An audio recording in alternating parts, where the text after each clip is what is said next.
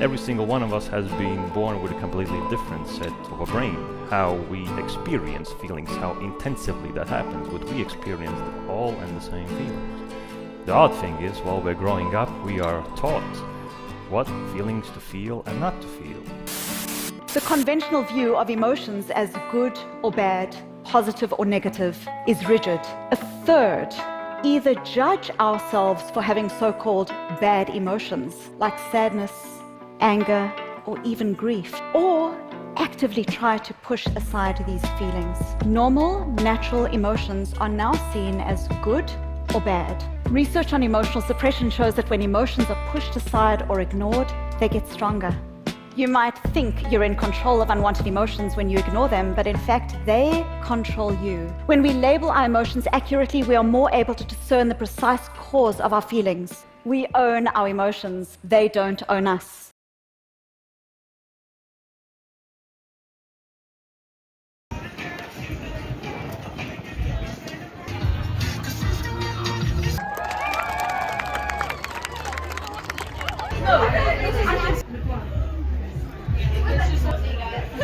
As they come alongside each other. You to be vocal.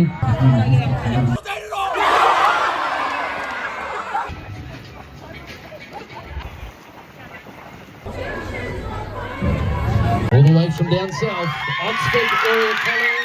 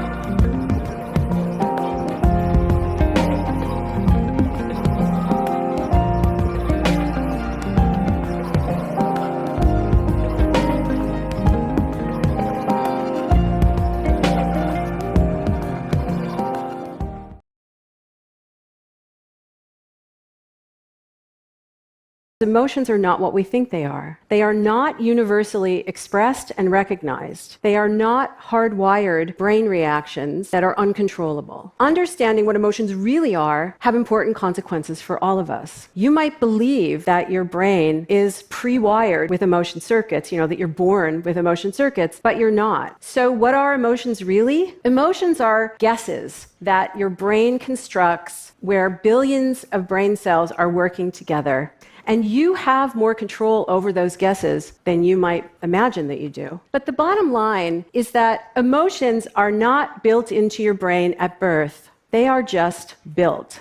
Predictions are the basis of every experience that you have. They are the basis of every action that you take. They help us to make sense of the world in a quick and efficient way. So, your brain does not react to the world using past experience. Your brain predicts and constructs your experience of the world.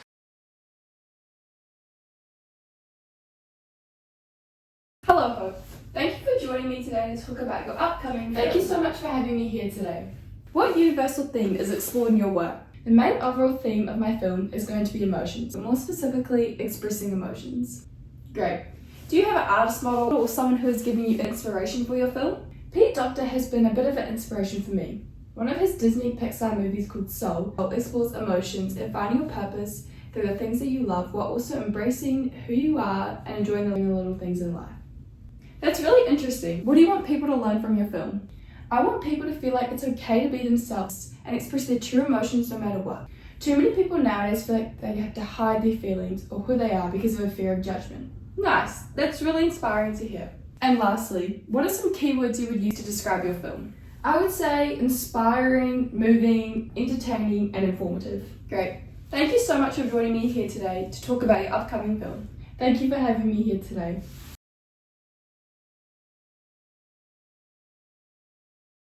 The character wakes up and gets out of bed. The character then walks down the stairs at her house and is in a positive and happy mood. The character continues to be positive in herself while talking to her family. The character then goes on to make herself some breakfast. The character then opens the microwave at her house. Next, the character is talking with her family while having breakfast. The character's mum then tells her that it is time to get ready for school. The character then walks back upstairs to her room and there is a slight mood change as she is now less happy.